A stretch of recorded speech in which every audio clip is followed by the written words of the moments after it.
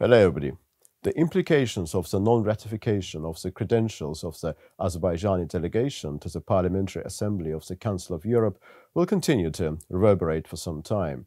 The question now is not much about why it has happened, but where this development will lead to in Baku-Strasbourg relations. My guest today is Mr. Peter Dunai, Hungarian journalist and defense consultant, with whom we will discuss not just the PACE decision, but also wider European affairs regarding the war in Ukraine, Hungarian position regarding this, and many other related subjects. Mr. Dunai, welcome to Caliber. It's great to see you. Thank you. Let me begin it with the expression of sympathy towards the Azerbaijan people, towards the country, towards your country. And let me tell you that Hungary feels very much in the same position, is in the same, how to say, we are in the same boat. Thank you very much indeed. Of course, during the course of the conversation, we'll touch upon those issues, in particular, relations between Azerbaijan and Hungary. So, although there at the outset I stated that the question today is not much about why this PACE decision has been made, but about the implications of this decision. But allow me to contradict myself and put to you the following question. Why now? What is different about Azerbaijan in early 2024 from the perspective of those PACE members who decided not to ratify Azerbaijani delegation's credentials?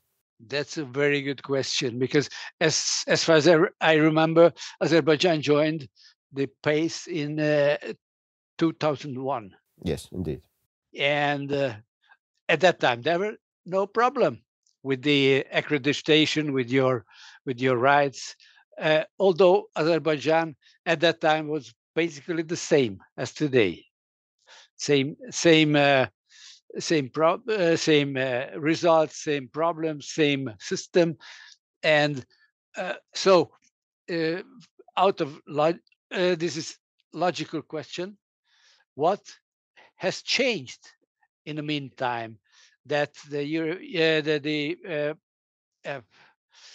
PACE has changed its attitude towards Azerbaijan? I think it's not only the PACE's problem; it's the problem of Europe as a whole. Europe as a whole, in my view, is in how to say, it's not the best period for Europe. What we are living today, because they have political, they have military, they have economic problems. Let me tell you about the economic problems. Basically I'm an economist.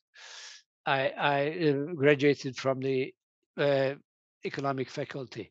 So Europe is unable, I think, to face the task of supporting Ukraine without the United States. And that makes Europe the European leaders very nervous. The second point, the European system. This European system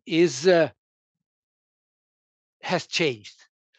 In my view, of the liberals, they became anti-liberals, in a sense that they do not like to have other opinions. They do not like to hear different point of views other than Brussels one.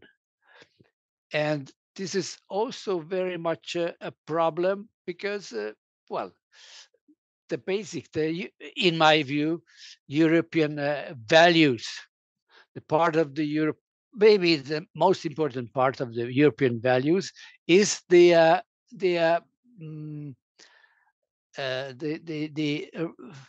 flexibility to the acceptance of other opinions. That makes Europe strong, and not that everybody's saying the same and everybody's how to say, repeating the same opinions. Everybody's the third point, which is part of this, the second point, is that every country has its own interest. Azerbaijan also, and Hungary too. And these interests sometimes are different from the interests of Brussels. And I think it's absolutely normal. So there should not be a problem of it. It's the only way of this discrepancy to solve these problems, to sit down to the table and talk about it and find a compromise, find a solution. So this is the maybe this is the basic issue. And please don't forget that in Europe, in half a year, there will be elections. European parliamentary elections. European Parliament is very important because it's the political arm. It's the legislative arm of the European Union. So they have now over some 700 representatives, members of the European Parliament. All of them will be how to say elected or not elected. So it makes the people very how to say uncertain, and also it causes nervousness. I see. Mr. Dunai, we'll come back to the point about the challenges facing the European Union, in particular in the context of what is currently taking place in Ukraine. But I presently would like to focus on the latest decision taken by the Parliamentary Assembly of the Council of Europe, which is Council of Europe, not European Union. And we know that the Parliamentary Assembly is comprised of different national delegations, and not all members of those national delegations represent their respective ruling parties back in their own countries, of course. But when it comes to nation-state influence on the decisions taken at the Parliamentary Assembly of the Council of Europe, do you consider any particular toxic role of any nation-state represented in that organization in particular? Because over the past years, we have seen some signs of concerted effort against Azerbaijan. We have seen it within the circles of European Union as well. For example, in September 2023, there was an attempt to adopt a unanimous decision by the European Union against Azerbaijan in the light of what took place in Karabakh in September, and Hungary was absolutely instrumental in vetoing this decision. And we see some signs of it in the Council of Europe as well. So there is a considered opinion in Azerbaijan that France and its allies are behind it. To what extent do you yourselves subscribe to this view? And if so, what is their end game? My view that there is certainly a political, a state level influence on the work of the PASE and on the decisions they make. And PASE is part of Europe, so European problems reflected in the work of PASE, I think. So PASE is facing basically the same problems. PASE's members are, how to say, European citizens. So they belonging to different parties. And what they do, what they represent is I think it's very much influenced in what is happening in the center of Europe, I would say, in Brussels. So you cannot separate PASE from the other European organizations, from the European way of thinking, and from the European problems. That's my point. Frank Schwabe MP, he's a German social democrat who actually initiated this particular proposal about the credentials of the Azerbaijani delegation. So he's a left-wing politician, and currently in Germany in power there's a coalition of socialists and Greens and so on. So in that sense, would you connect the decision taken at the Parliamentary Assembly with certain national interests of Germany and its partner France as well? Because what we're trying to understand here for ourselves is what is the political will in terms of nation states behind this decision.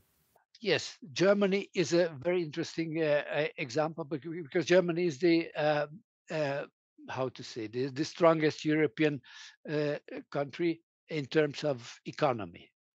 So, by the way, it's very important. It's the our main partner of Hungary. So we are closely following the events in Germany, and Germany is the German tricolor coalition is currently undergoing a crisis period, I would say, because they face manifold problems. They face problems in the farmers demonstrations all over, not only Germany, now is in France, in other European countries, even in Eastern Europe, for different reasons, but the farmers are not happy. So this is very important. One aspect of the issue.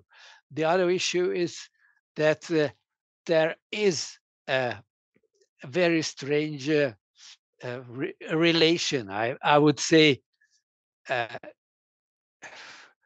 coordination and national interests between Paris and Berlin. So this is also have some implications in a whole Europe. This two, Mr. Macron, the France president, wants to be how to say, wants to be the leader of Europe, if you want, because Mr. Macron sees that Germany is weakened. Germany is weakened. Mr. Scholz is not as how to say, not as a strong personality as his predecessor was. Merkel. Madame Merkel. Merkel was a Iron Lady in a sense, in a German sense, and Mr. Scholz is, well, it's a very difficult time. Germany lives very difficult times, and France is using it. As you said, that France could be interested in the Caucasian area. Yes, it's well-known fact that in Paris, in France, there is a very strong Armenian lobby. This is one point. The second point, the NATO and also the European Union, because the two organizations interconnected, in a sense interconnected and have common interests, and they are now trying to how to say, to find a base in the Caucasus, in the southern Caucasian area. Earlier it was Georgia, but Georgia, for some reasons, is not a satisfactory solution for the Europeans. And now they are trying to find another client, so-called client, and this is Armenia. Armenia is very poor country, much poorer than say Azerbaijan, and susceptible, of course, to the signs coming from Europe. And I think, I'm not sure that everybody is sharing this opinion, but I think this is this interest of the NATO and and the European Union is definitely influences what happens in the Caucasian area, and even what happened between Armenia and Azerbaijan. When Azerbaijan joined Council of Europe in 2001, the Council of Europe was perceived to be in Azerbaijan as a very important organization. And many in Azerbaijan used to believe that if we join this organization, then probably there will be some kind of solution to the Karabakh problem. But now in 2024, the members of the Azerbaijan delegation to PACE talk about this organization in a way which makes you believe that in the eyes of the Azerbaijani side, this organization is not what it used to be. Do you think it's just the Azerbaijani perception, or in real terms, something has changed about the clout of the Council of Europe in general? Yes, I fully accept the position of Azerbaijan, and I think really the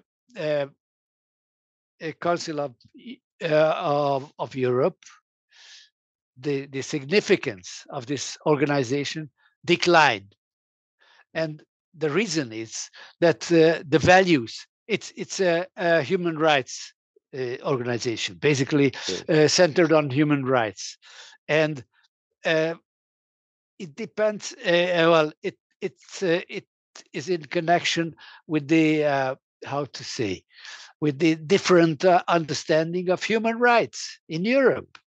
For example, in European left, liberals, they understand the human rights in a different way as do the European right. Of course, there are some basic human rights. We are not talking about the basic human rights, but we are talking about the extended understanding of human rights, which is today is there's a schism between the left liberal and right conservative, right conservative side, and this is the basic reason of the how to say, decline of the Council of Europe, decline of this organization. The question now, it just emerged that given that the Armenian delegation at Parliamentary Assembly of Council of Europe, including those members from the Civil Contract Party led by Pashinyan, voted in favor of this resolution, could we envisage some negative implications of this development for Azerbaijani-Armenian peace process? Because there has been some momentum gained in bilateral talks between Azerbaijan and Armenia. On the 7th of December of last year, joint statement was issued, which was a very important milestone. And the impression given is that when Azerbaijan and Armenia are working on the draft text of the peace treaty, this development could jeopardize the gained momentum. What is your reflection regarding this? Well, I think that it definitely influences the two countries' relation, and to the it definitely will influence the process of understanding, because sooner or later Azerbaijan and Armenia will have to come to terms. They are neighbors. They have to live right beside one beside the other, and they have many common things, many common interests. For example, regional interests, that the region would be peaceful and would develop, and this passe step, I don't think that it contributes to this process, to this positive process in the region. Thank you very much, Mr. Dunai. Now let's move into the wider European affairs. And of course, when we talk about European affairs, the central element in this whole landscape is the war in Ukraine. So many European leaders and also the US president, they have on numerous occasions said that they will support Ukraine for as long as it takes. What do they mean by for as long as it takes? Does it mean until Ukraine has fully recovered its territorial integrity, or do they mean until a certain compromise solution could be found between Moscow and Kiev? So what is your thought about it? You know, I'm also a bit how to say, standing before this question and trying to find a good answer, because nobody knows how long the war going on. I've seen some Russian specialists. They say that the war could be over. Of course, they say in Moscow say that with Russia's victory in 1 or 2 years. But if the Ukrainians and the Russians are interested in prolonging this and making it into a frozen conflict, which is also a possibility, then it could long for 5 or 10 years, and it will be like the two Koreas, divided, and part of Korea is controlled by a. In the case of a protracted conflict, the conflict lasting for years, do you think the Western nations, in particular United States, United Kingdom, Brussels, they will be able to support Ukraine as extensively and as powerful as they should? Because what we notice is that supplies going to Ukraine are kind of drying up. And we know that there will be elections in the United States this year. Do you think this steadfast support will continue, or there will be some point at which Europeans and Americans will say, we are no longer determined to continue Ukraine in a way which would have allowed it to deoccupy its territories? This is also a question of how to say, of time, because because I think that Ukraine, the outcome of the war. You asked that if Europe and the United States will be willing to support the Ukrainians. I've seen a kind of a tiredness, war tiredness of the allies of the Ukrainians, and of course, if you say the American aid, which is basically the biggest, by far the biggest one, you see that it gradually going down in value. It started almost each portion, if I may say, near to $1 billion. Now it's near to $100 million. So the money is not unlimited. Availability of these funds are limited, and this is well known in the United States. Not only the Trump government, the Trump camp, but even the Biden government is realizing that, and they are turning more and more towards, say, other theaters of war in the Middle East, and especially in Taiwan. So they need resources to support Taiwan, and these resources absolutely are taken away from the Ukrainian fund. That's the logic, and also sorry. In that sense, to what extent do you agree with the assertion that the conflict in Gaza is considerably hampering international support for Ukraine, so taking away attention. Yes, very much so, because there were media news, media informations that the United States, instead of supplying 155 millimeter grenades, ammunition to the Ukrainians, they supplied it instead of to Israel, because Israel also needed these things. This is quite a concrete example. And what's about a Hungarian position in particular? Because the government of Viktor Orban has displayed a very different position in comparison with other EU member states. Is it conditioned by Hungary's national interests? If it is conditioned by Hungary's national interests, could you explain to us what those national interests are and why they are not in line with supporting Ukraine in a way that other EU member states seem to be thinking it should be supported? Okay, let's talk about the $50 billion euros. Yeah, but there's going to be a meeting, I believe, tomorrow. Maybe by the time this interview is on, there will be a decision. I don't know. But the crux of the matter is that the Hungarian government could block that financial package.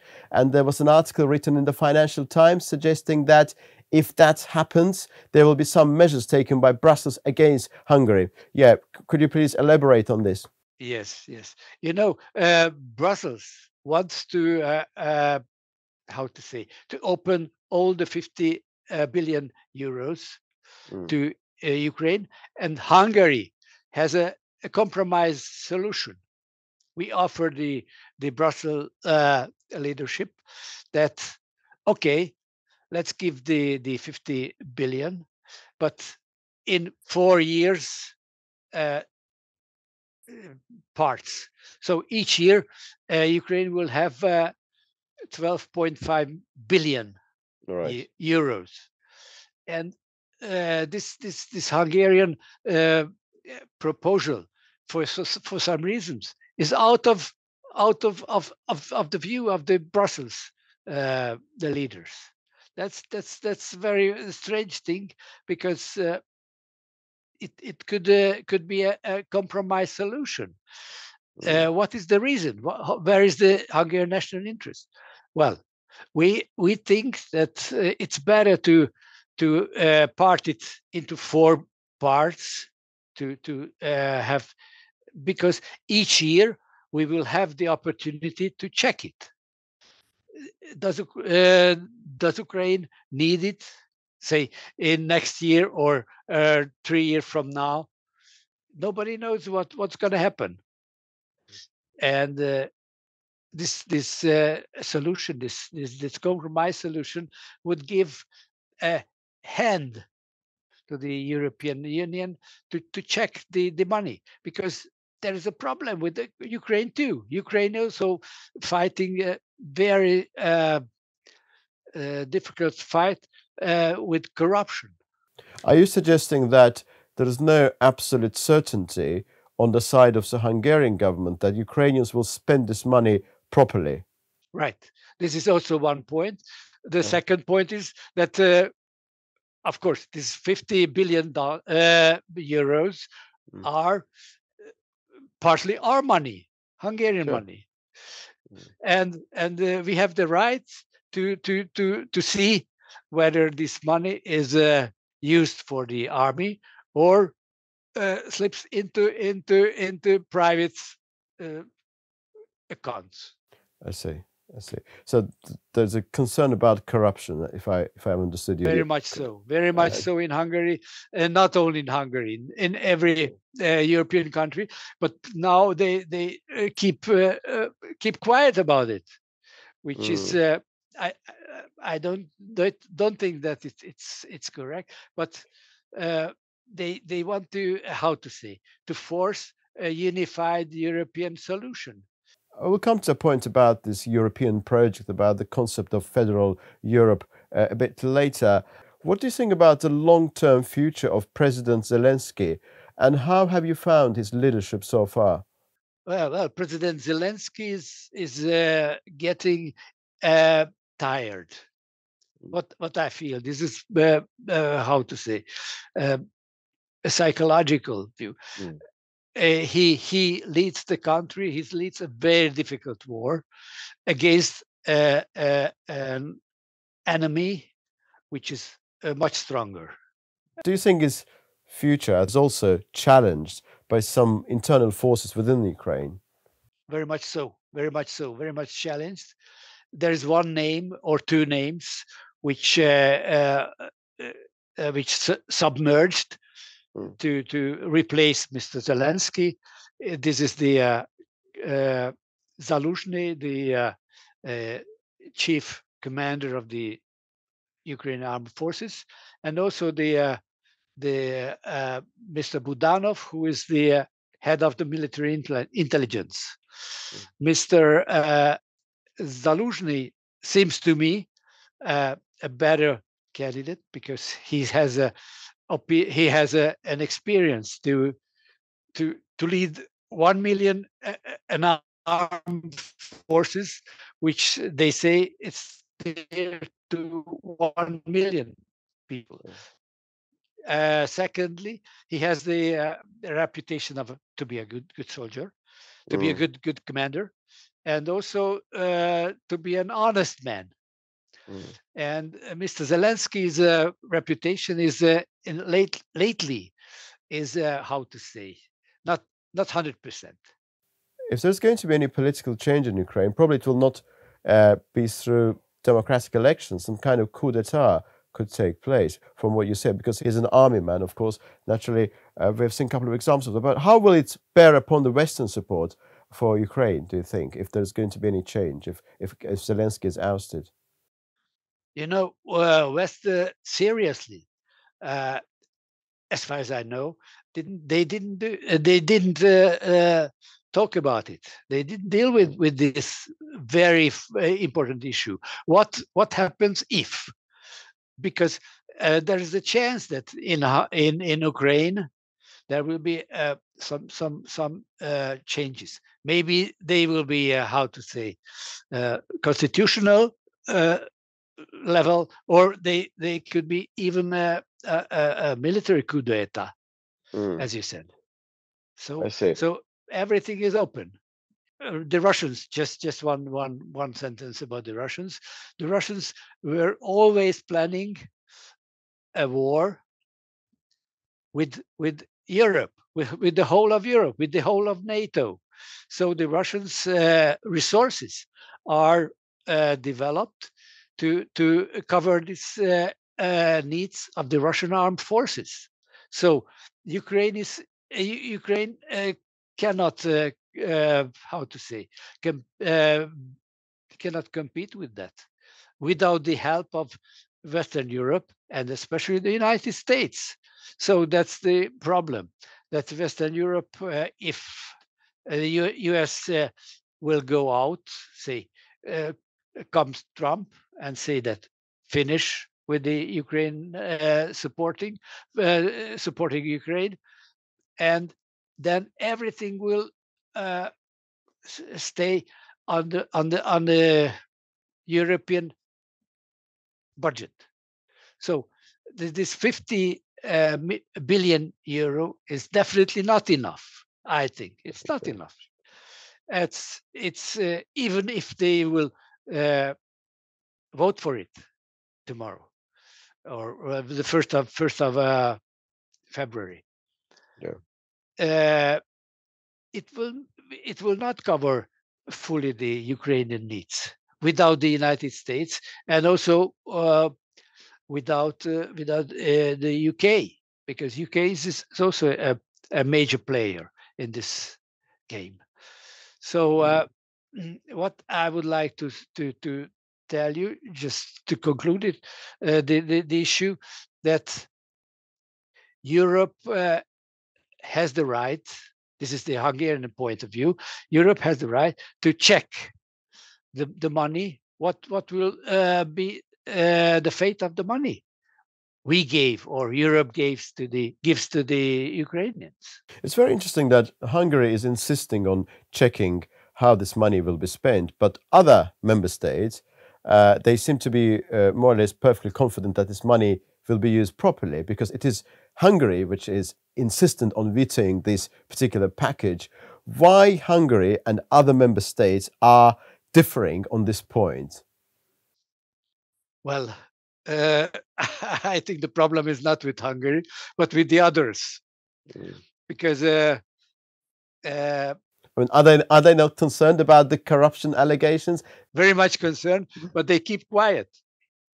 At least what we see in the media, they keep quiet. They think that it's a kind of solidarity, not to raise this issue right now. And now the European Union has millions of problems, including the leadership. There is a chance that in June, after June, the whole of the European Union will be changed. If new forces will come up, and the present links liberal, I would say, line would fade away, then there will be lots of questions. So I think Hungary is in this position is right. I see. And also, I would like to hear your opinion, general opinion, about the concept of federal Europe. At this stage, in early 2024, do you think this European integration, this agenda, this harmonization, this process called European project has reached its ultimate pinnacle and there will be no more further integration from now on? Or do you think that there is a bright future waiting those people who believe that there must be a federal European state? My point of view is that the integration process will go on, but the speed of this process is very much how to say contested, and also I would say that in Europe, even the two main forces, the left liberals and the conservatives, say the right, the middle right, represent two different point of view. Left liberals would like to have a federal state as soon as possible, federal Europe, and the right side, the right forces, they think that it should go slower, this integration process, and to give the member nations, the member states, right to decide their own way of life, or a way of even values, because there are some common European values, but there are national values too, like in Hungary, like in your country or other countries. And we would like to have a good, how to say, a good mix of the national values and the European values, if I may say so. You mentioned about ideological divisions within the continent, within Europe, between conservatives and liberals, with liberals favoring a different version of European integration and conservatives being far more receptive to the changing circumstances. And if to change subject and move into the Council of Europe decision to which I referred earlier,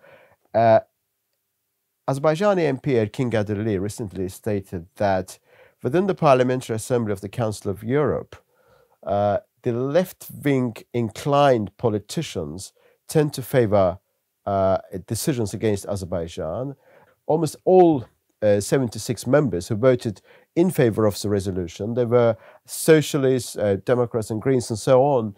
So do you see any left-wing ideological element within the decision taken at PACE regarding the Azerbaijan's case?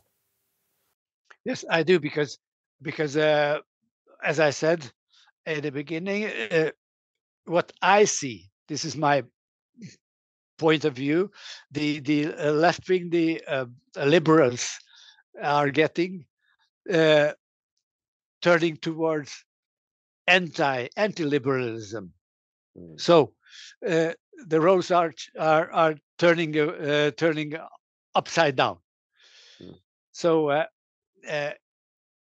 in this respect, it could be very much so that the Azerbaijan issue will be supported by the conservatives, because the conservatives now seem to be more open to other opinions than the liberals. That's the problem. At this stage, Azerbaijan ceased its engagement with and participation at PACE, and this situation probably will continue till early next year.